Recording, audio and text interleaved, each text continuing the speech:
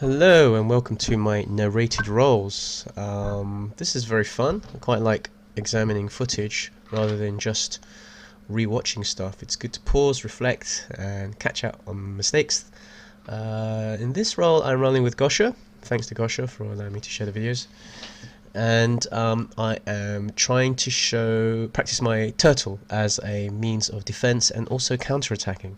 It's not good to just sit in turtle forever. You'll be penalized for stalling, but also you're just delaying the inevitable, which is, your opponent is going to get an attack. So let's see how I can turn turtle into something where I can get something out of it. And there's a little neat trick that I use. So here we go. So I've caught it just a few seconds after the roll, and Gosh has got some sort of headlock on me and brought me down. I've voluntarily gone into turtle. Now, if we just pause it here, generally a good idea with turtle is to close that gap between my hip and my elbow. Can you see there's a big gap here?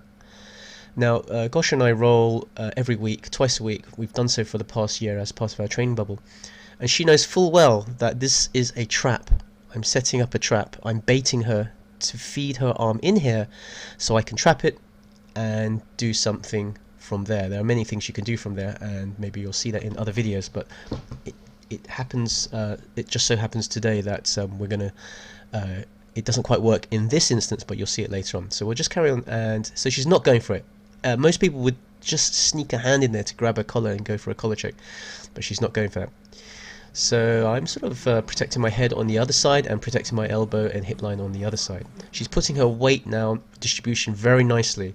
This is how you attack someone in turtle. You keep your hips above their hips along here, and it pins the lower body down. So I'm limited in how much I can move. I don't know if you've seen in one of my other videos, I like to pop my head up and explode out of these turtles so I can re-guard or re-engage.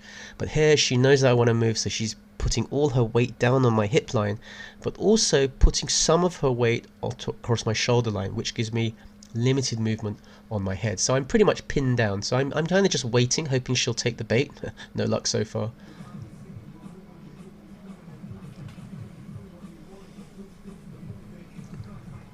Now she's taken her weight off my hip line here and moved it towards more of the center, which may be deliberate from her or maybe not. I'm able to raise my bum up. Can you see what I've done there?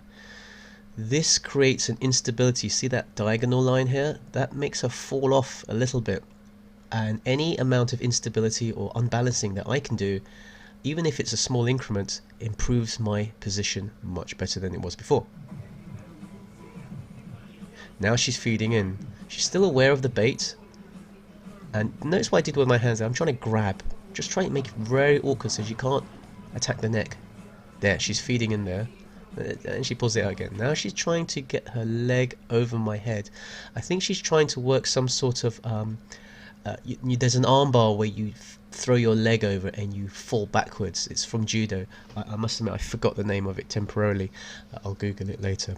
But she's quite good at that. And I'm not going to let her fall for that one. There, I've got out of that, hiding things, re-engaging. Now, you see what she's done? She's dragging me backwards, but also by posting my leg out, and I guess also my hand, I'm able to force the direction of movement in this direction here. Can you see that diagonal line here?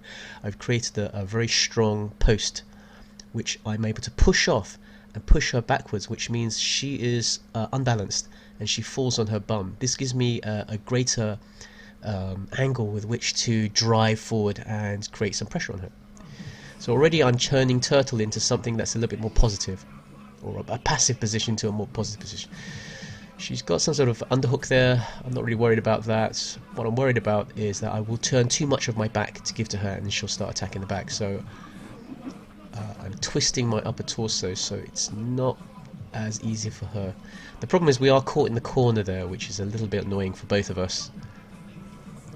But you'll see in a minute I sort of switch it around so that I have space and she has space. I'm trying to also with my legs here, I'm covering over both her legs so she doesn't really have an ability to sink to get a hook in and disengage. Okay, so we're sort of resetting a little bit. I sort of voluntarily move out and present myself, She attacks my head and arm. She likes her head and arm triangles, so I'm very conscious of that. You notice here I'm gripping her hand. In one of my former videos I showed the hand position I use from turtle, which protects my neck but also allows me to grip back if they reach in. Once I have a grip then suddenly I have more control over what happens next, rather than relying on my opponent to just attack at free will. Now, because her weight is slight, you see she's pushing down slightly on my midline there, I'm able to lift my head up. I'm doing this on purpose to, again, it's the same principle as before where I lifted my bum up before. Lifting my head up unbalances her. It also gives me a starting position with which to explode out should I want to. I talked about this in another video when I used turtle. This position where your head is up from turtle is very much like on a 100-meter sprint where you go, you get ready, on your marks, get set, go. This is the get set position where I'm ready to explode out.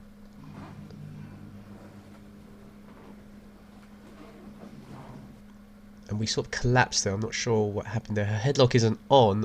If we collapse, even when we're falling, I'm trying to navigate it so that I don't fall in a terrible position. At least I fall into a position that's advantageous to me. I'm on my side, which is good for me. I don't want it to be flat. I never want to have your black flat on the ground. Here, I've used that opportunity to sink my, to insert my shin under her leg, which is a hook. And as I've discussed in other videos, all I need is that one hook and I can regard. Not having my back flat on the ground, I'm pushing her away from me. She does apply pressure very well. See how she's pinning my head to the ground. Okay, regular turtle. I'm quite open here, because I know she's not going to fall for the bait. I don't really have to cover. Ah, she's fallen for the bait. Good, let's go back again. I was just about to say she didn't fall for the bait, but she did. Let's see what I did there. So I'm in a sort of modified turtle here. I've got one shoulder on the ground, and I'm kind of using my elbow here to fend off an underhook. And I open out. I open this arm, and I open the other arm out. The other arm I'm not so worried about. This arm I really shouldn't do that, but a little bit lazy from me. But anyway, fortuitously, she's fallen for the bait on this side here. And we'll see what happens just there. Not quite yet. There. Can you see her hand is underneath there? That's what I wanted. I'm not worried about anything else. There. Now I close my elbow, trap it, and roll her over to the other side. It's almost like the stuff I teach in white belt class. It's one of the first counters you do from a turtle position. Yeah, trap, roll her over. Now, from this position, there's a number of things you can do. I can turn clockwise or anti-clockwise, but I can also turn my head. I can also rotate my body this way round, almost in the plane of the ground, and that gives me access to the feet. And this is the kind of thing that I've been developing with a moderate degree of success. Let's have a look. Here, I feed my legs over her body, access her feet, pull them in. There's no danger to me at this stage. I don't feel my feet are in a footlock position because there's no attempt to grab them, but I already have grabbed the footlock or the foot position. And the general rule in footlock battles is that the first person who secures a secure grip is the one who's going to get the submission. So it's like a quick draw. And let's see what happens. Loop around. Bearing in mind we are in this case with Gosha, I only roll white and blue belt rules, straight ankle locks. With Jason, I will roll toe holds, knee bars, calf crushes, full brown and black belt rules, which he's happy to do. So anyway, as you see, she turns, which means I can do a belly down ankle lock. So I roll down here, and I extend for the tap. So I get the tap there. You can't quite see it, but belly down ankle locks are really nasty. They're very, very powerful because the leg is bent and you have the power of your hips to force down, and the stability of my head on the ground. So they're very, very strong. I'll show the rest of this roll. Not much happens because it's near the end, but I present myself in turtle. She puts the weight across my shoulder line, pinning me down. I'm waiting for the bait again. There's my bait. I open up the elbow. She takes it.